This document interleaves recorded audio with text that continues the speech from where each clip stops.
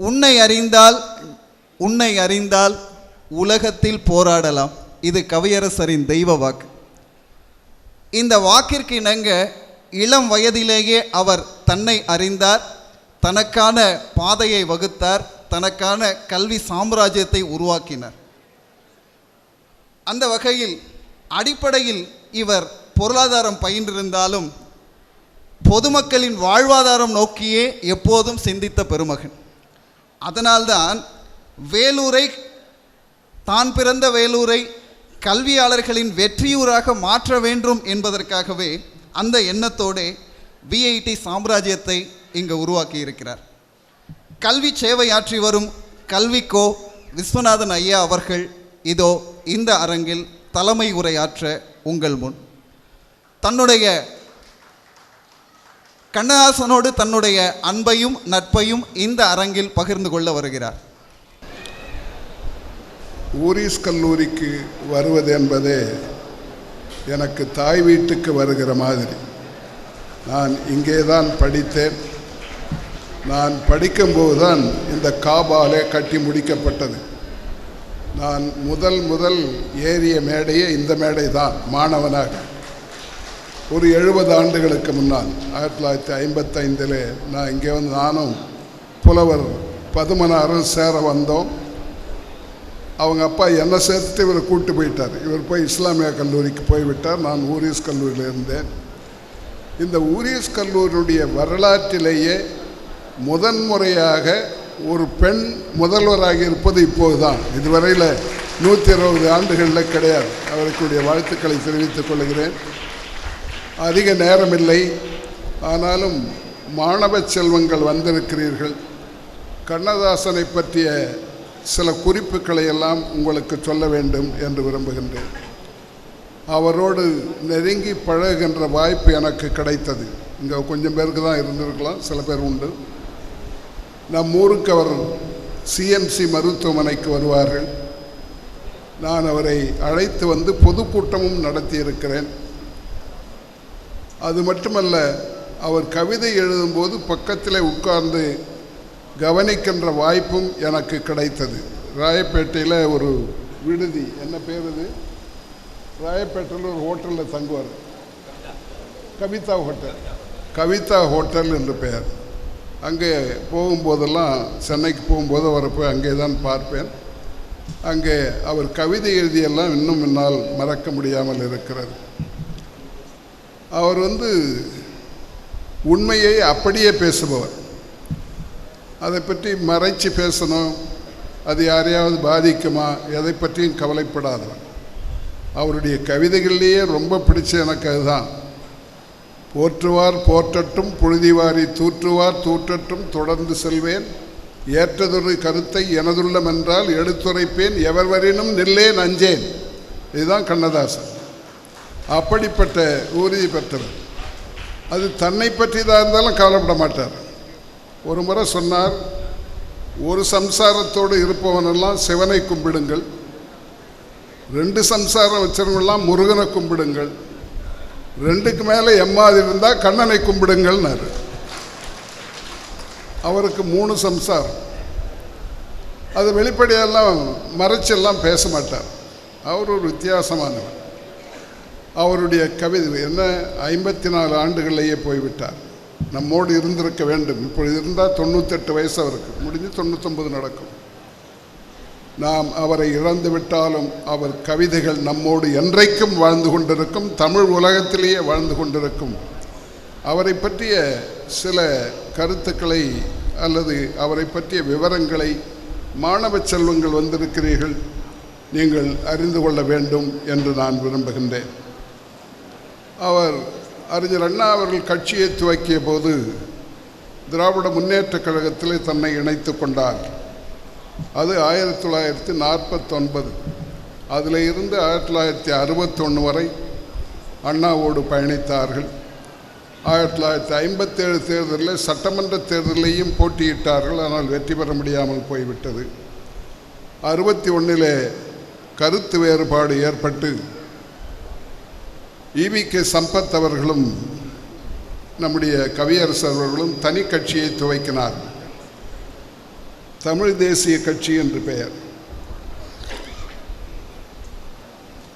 கொஞ்ச நாள் கழித்து அந்த கட்சி காங்கிரஸோடு இணைந்தது.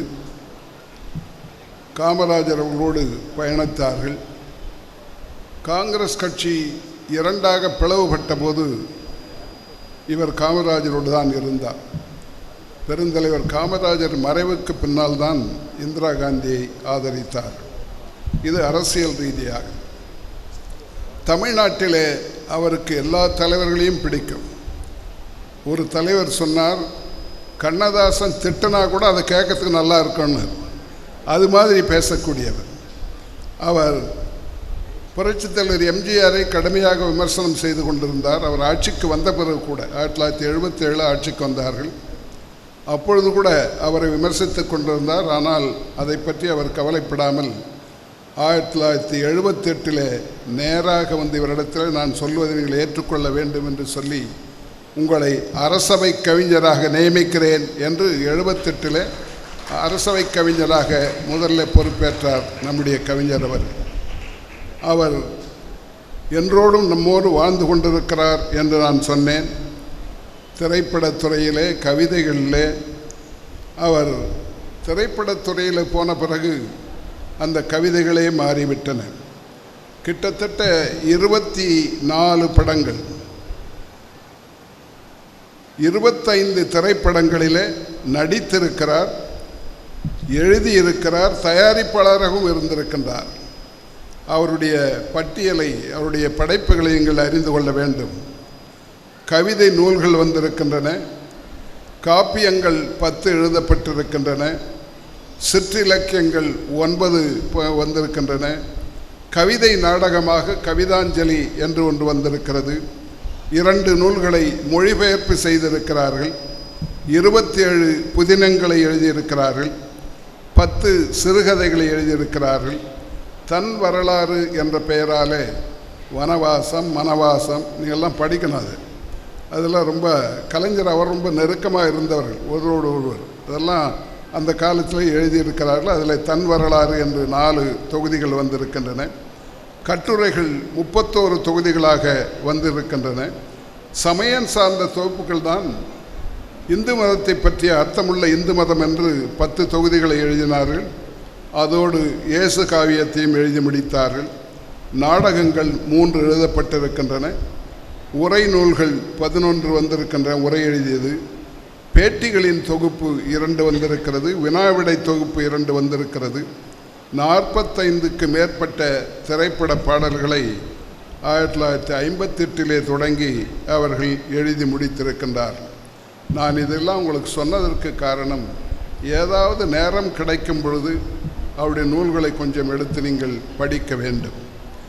அவர் எப்படி வாழ்ந்தார் என்பதை விட அவர் எப்படி எழுதினார் என்பதுதான் முக்கியம். அவருடைய கவிதைகள் என்றைக்கும் நம்மோடு வாழ்ந்து கொண்டிருக்கும். அதில் ஒரு 2-3 கவிதைகளை மட்டும் உங்களுக்கு நான் எடுத்து சொல்ல விரும்புகின்றேன். அவர் திருமணமான பின்னால் குழந்தை பிறக்கின்ற வரையில் ஒரு மனிதன் எப்படி இருப்பான், குழந்தை பிறந்த பிறகு அவனுடைய நிலை என்ன ஆகிறது என்பதை பற்றி ஒரு கவிதை. குழந்தை ஒரு தொல்லை என்று ஒரு கவிதையை எழுதி அது முடிக்கும்போது பார்த்தீர்களானால் பிள்ளைகளை எதிர்ப்போம் வாரீர் என்று முடித்திருப்பார். பிள்ளை வருகின்ற வரை தனக்குத்தான் முதலிடம் இருந்தது. இந்த குழந்தை வந்த பிறகு தன்னை 2வது இடத்துக்கு தள்ளிவிட்டார்கள். முதலிடத்தை இந்த குழந்தை பிடித்து கொண்டது என்று அந்த கவிதை எழுதியிருப்பார். அதுவும் திருமணமாகி குழந்தை பெற்றவர்களுக்கு ரொம்ப பிடிக்கும். அதை நீங்கள் படிக்க வேண்டும். மெல்ல தமிழினி சாகும் என்று ஒரு கவிதை. தமிழனுக்கு சூடில்லை, சொரணை இல்லை, தன் முன்னோர் வகுத்த வழி நினைவும் இல்லை, அமிழ்தென்பான் தன்மொழியை அடுத்த நேரம், அழகு மொழி சமஸ்கிருதம் அதையும் கற்றால் கமழ்ந்திடுமே தமிழ் என்பான், இந்தி வந்தால் கன்னித்தமிழே வாழ்வு பெறும் என்பான், தானும் தமிழனுக்கே பிறந்தவன் என்றுரைப்பான், சுற்றம் தலைகுனிய வேறென்ன வார்த்தை வேண்டும், மாண்டமொழி கொடுத்த கடன் கொஞ்சம், பாலி வழங்கியது கொஞ்சம், பிராகிருதம் என்னும் ஆண்டி மொழி போட்ட பிச்சை கொஞ்சம், கூட்டி ஆகியதாம் இந்தி மொழி ஆட்சி செய்யும், வேண்டும் வரை கடன் தந்து தெலுங்கையாக்கி, வீணை நிகர் ஞா தந்து சொற்கள் தந்தே, ஆன்ற புகழ் மலையாளம் கன்னடத்தை ஆக்கியது தமிழ், அது சாக்காடாகும் என்று மொழி பிரச்சனையை பற்றியும் கவிஞர் அவர்கள் எழுதியிருக்கிறார்கள். நீங்கள் அதை படிக்க வேண்டும். இன்னொன்று, தமிழ் ஆங்கிலம் ஹிந்தி என்று தலைப்பிட்டு ஒரு கவிதையை எழுதியிருக்கிறார்கள். இப்பொழுதெல்லாம் அதை பற்றியெல்லாம் மத்தியில் இருப்பவர்கள் பேசுவதெல்லாம் செய்தித்தாளிலே பார்த்திருப்பீர்கள். ஆங்கிலம் கொடுத்த பேரே அரசிடை மக்களாட்சி, ஆங்கில விளக்கின் கீழே ஆங்கில ஒலிபெருக்கி, ஆங்கில கடிகாரத்தோடு ஆங்கில ஊர்தி கண்டும், ஆங்கிலம் ஒழிப்பேன் என்பான் அறிவின் மடையன் என்பேன். தனக்கது தெரியாததாலே தலைச்சுமை அக்தன் என்றார்.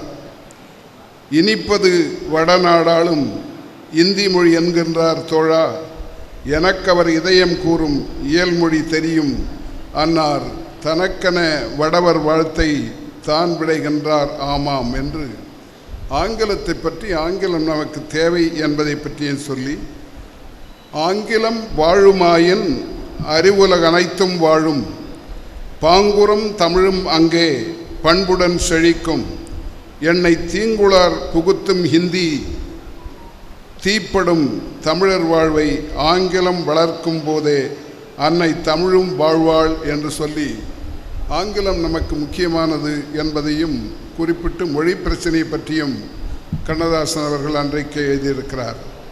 அவருடைய கவிதைகளிலே மிகச்சிறந்த ஒரு கவிதை அறிஞர் அண்ணாவை பற்றி, கடற்கரையிலே அண்ணா என்று எழுதப்பட்டது.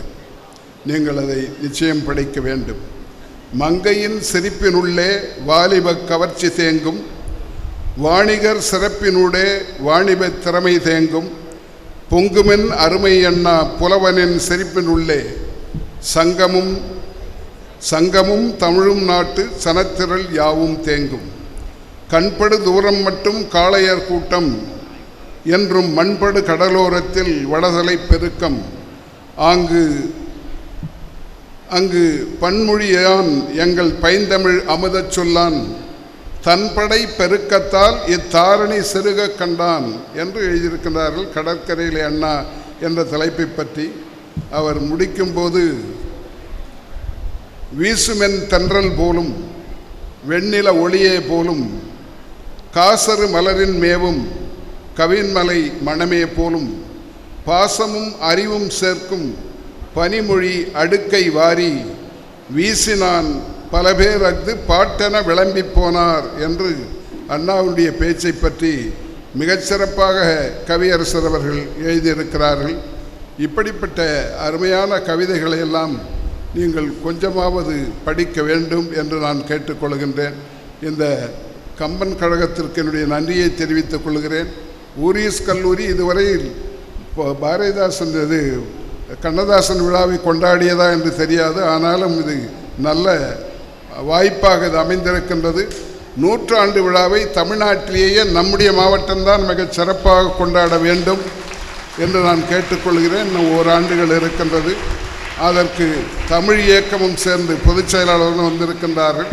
தமிழ் இயக்கமும் சேர்ந்து நாடு முழுவதும் கொண்டாடுவோம். வேலூரில் மிகச்சிறப்பாக அவருக்கு பிடித்தமான ஊர் வேலூர். இங்கே என்ன தனக்கு பிரச்சனை என்றாலும் வேலூருக்குத்தான் வருவார்கள்.